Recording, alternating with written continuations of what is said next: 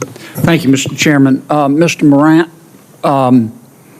since President Biden's been president, how many non-American citizens have come into our country illegally or on the basis of a claim of asylum?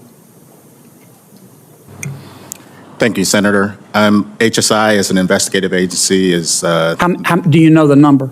No, Senator. You're a senior member of Homeland Security, are you not? That's correct. Does anybody know the number?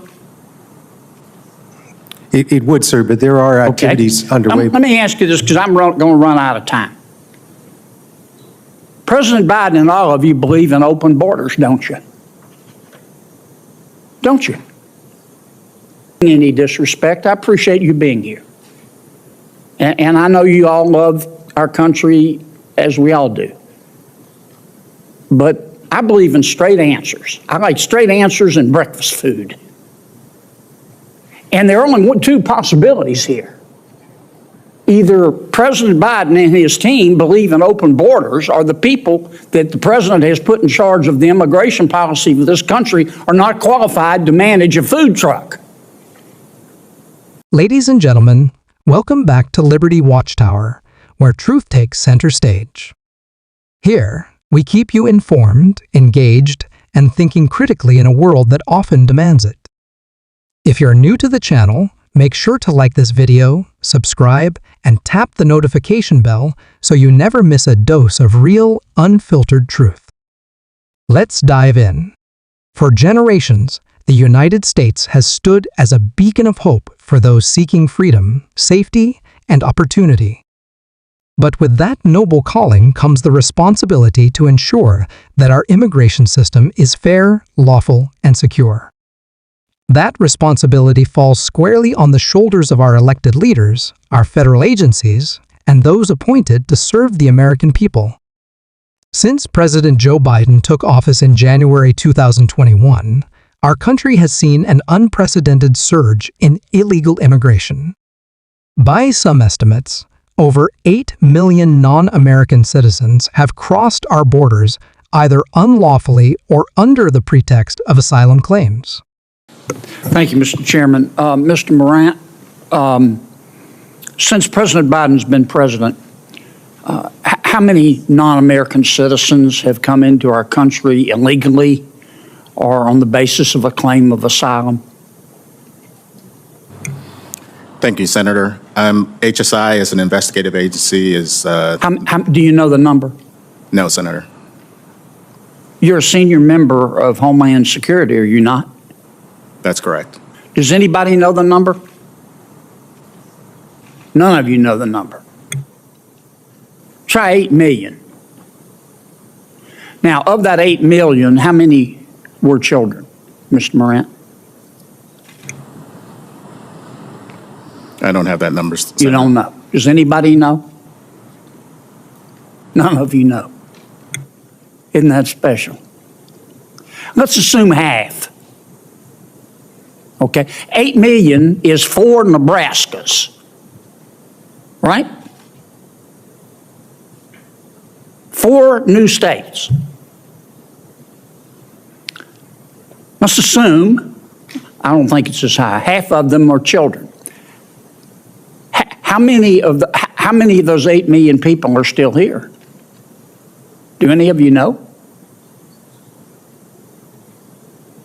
Okay. How many of those 8 million are claiming asylum?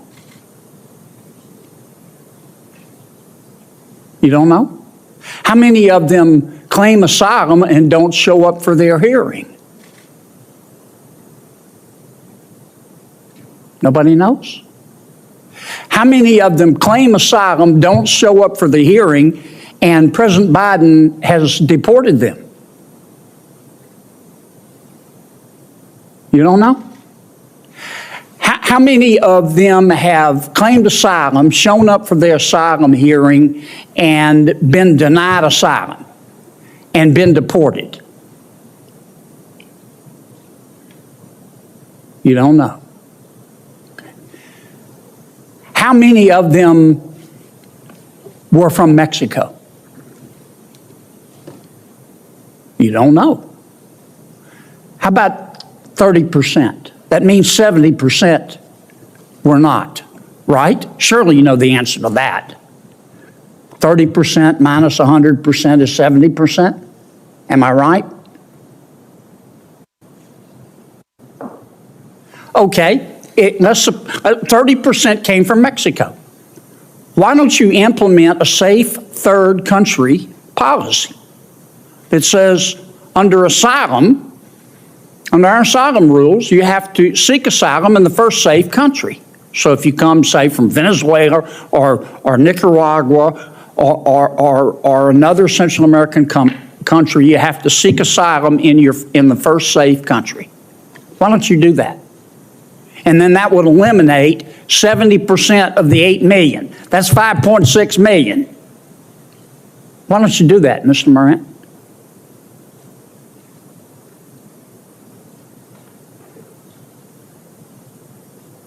Is that a question, sir? Yes. That's All I've beyond, been asking are questions. that's beyond the purview of HSI. Oh, okay. How about you, Mr. Salazar? You're a former advisor to the vice president. How come we don't do a safe third country agreement? Sir, we're working with our partners in the region. 21 countries signed on to the Los Angeles Declaration. Have you done a safe third country agreement? You've had, what have you been at it, 2 years? What we are doing is working with them to expand legal pathways. Why doesn't President Biden get up in the morning tomorrow and say, we're changing the asylum process and we're doing what most other countries do, safe third country policy. You have to seek asylum. We support asylum. We have to seek asylum in the first safe country. That would eliminate 5.6 million people, boom, done, coming into our country illegally, wouldn't it? Many of these individuals arrive from countries far beyond Mexico and Central America, a clear sign that the world is watching our policies, and many are taking advantage of our lack of enforcement and clarity. Now, immigration is not and should never be a partisan issue. It is a matter of national security, economic stability, and moral responsibility. But what we've witnessed over the past few years is deeply troubling. We have seen confusion at the highest levels of government. We have seen a lack of data, a lack of accountability, and at times, what appears to be a lack of will to enforce the laws that are already on the books. Recently, during a Senate hearing, I asked a panel of Homeland Security officials some very basic questions. Questions any serious policymaker should be prepared to answer. How many people have entered this country illegally since the president took office? How many children are there? How many are still here? How many claimed asylum? How many showed up to their hearings? How many were denied asylum and deported? And the answers? Silence. Shrugs. We don't know. Not a single official could give me a straight answer. Not one. Now, there are only two explanations for this. Either the people in charge of our immigration policy are staggeringly incompetent, or they believe in open borders. And let's be honest, nobody is that incompetent. We need answers. We need accountability. And we need policy rooted not in slogans or wishful thinking, but in law, logic, and loyalty to the American people. One simple solution I proposed during that hearing is the implementation of a safe third country agreement, a common-sense policy used by many countries around the world. It would require asylum seekers to apply for asylum in the first safe country they enter, rather than shopping for a destination. If someone flees Venezuela and travels through Mexico, then Mexico, not the United States, should be the place where that claim is processed. That alone could cut illegal crossings by the millions. This is not about cruelty. It is not about isolationism. It is about restoring order, protecting our communities, and preserving the rule of law. America remains a nation of immigrants, but also a nation of laws. And it is time we start acting like it.